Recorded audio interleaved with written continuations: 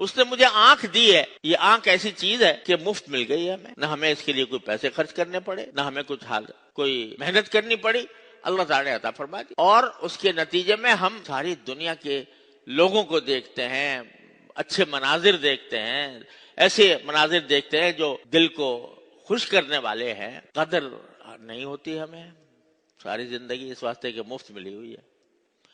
اگر خدا نہ خواستہ کسی آدمی کی بصارت دیکھنے کی طاقت زائل ہونے لگے تو آپ سوچو کہ وہ اس کا کیا حال ہوگا. وہ اگر یہ چاہے گا کہ میں اپنی ساری دولت لٹا دوں لیکن کسی طرح میری بینائی واپس آ جائے, اتنی بڑی نعمت. اور جو لوگ جانتے ہیں علم الابدان, وہ اس کی اگر اس کی حقیقت دیکھی جائے, چھوٹا سا یہ آنکھ ہے, اس کے اندر کیا کچھ اللہ تبارک و تعالیٰ نے نظام بنایا ہوا ہے کہ اس آنکھ کو چھپانے کو ضرب اگر اس پر لگے تو انسان کی بینائی جاتی رہے. تو اس کے لیے محافظ پیدا کر دیے, یہ محافظ ہے, یہ ہڈیاں اس کی حفاظت کر رہی ہیں کہ اگر چوٹ لگے گی تو پہلے ان ہڈیوں پہ لگے گی, آنکھ پہ نہیں جائے گی. اور اگر آنکھ کے اوپر کوئی اندر بھی چلا جائے تو یہ جو پلکیں رکھی ہوئی ہیں اللہ تعالیٰ نے گرد و غبار صاف کرنے کے لیے, حسن بھی ہے آنکھ کا اور اس کو محفوظ رکھنے کا بھی اللہ تبارک و تعالیٰ نے راستہ بنایا. کہ میں چنانچہ جب اگر فرض کرو یہ پلکیں ختم ہو جائیں تو بینائی میں بھی نقص آ جاتا ہے, اور وہ روک بھی نہیں کر سکتی کسی ذرات کے اندر جانے سے. ایسی جگہ اس کو بنایا اور پھر اس کے اندر یہ نظام رکھا کہ خود کار نظام ہے, آٹومیٹک, کہ جب آدمی اگر فرض کرو دن کی روشنی میں ہے یا کسی بھی روشنی میں تو اس وقت جو آنکھ ہے وہ نسبتاً پھیلتی ہے, اور اگر اندھیرے میں جائے تو سکڑتی ہے. تو سکڑنے کا نتیجہ یہ ہے کہ اندھیرے میں تھوڑی دیر تک کچھ نظر نہیں آ رہا ہوتا, تھوڑی دیر کے بعد پھر کچھ نہ کچھ نظر آنے لگتا ہے.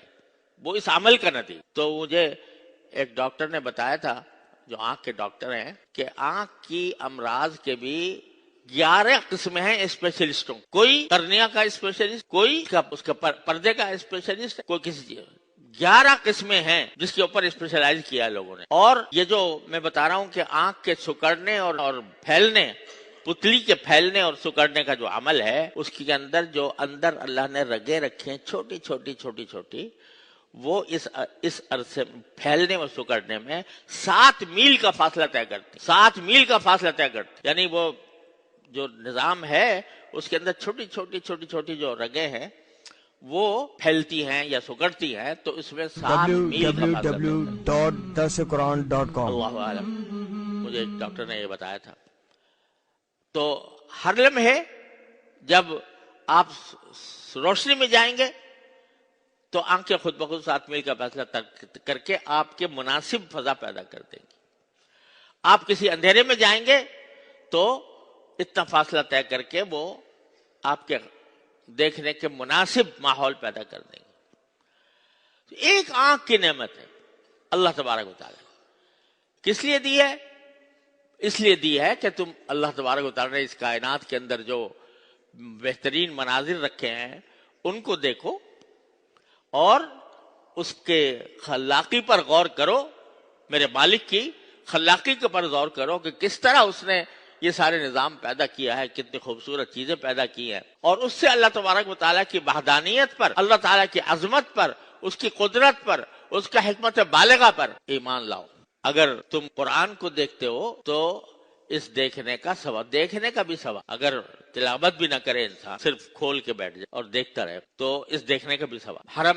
مسجد حرام میں جا کے بیٹھ جائے, نہ طواف کرے نہ کچھ کرے, لیکن بیت اللہ کو دیکھتا رہے, ثواب. اپنے والدین کو محبت کی نگاہ سے دیکھنا, یہ ایک حدیث کے ایک روایت کے مطابق ایک حج اور عمرے کا ثواب ہے. والدین کو محبت سے دیکھ لینا یہ حج اور عمرے کا ثواب. تو یہ نگاہ جو ہے پیدا کی گئی ہے, اپنی ضروریات پوری کرو, اللہ تعالیٰ کی خالقیت اور رازقیت کو دل میں بٹھاؤ اور اس کو صحیح معنی میں صحیح جگہ پر استعمال کرو. اب یہ دی ہے تو اللہ تعالیٰ نے اتنی بڑی نعمت, اگر خدا نہ کرے چھن جائے تو آدمی لاکھوں کیا کروڑوں خرچ کرنے کو تیار ہو جائے. اتنے آسانی سے دے دی اللہ تعالیٰ. اب اگر تم ان کی معصیت میں استعمال کرو اس نعمت کو, اس کی نافرمانی میں استعمال کرو, اس نظر کو غلط استعمال کر کے, اور اس کو مثلاً اپنی نفسانی خواہشات اور شہوت پورا کرنے کے لیے استعمال کرتے ہو, تو یہ اتنی بڑی ناشکری کی بات. تو جو تقوی یہ ہے کہ آدمی یہ دیکھے, ہر وقت اس کے دل میں یہ خلیش پیدا ہو کہ میں اپنی آنکھ کا صحیح استعمال کر رہا ہوں یا غلط کر رہا ہوں, اور اگر غلط کر رہا ہوں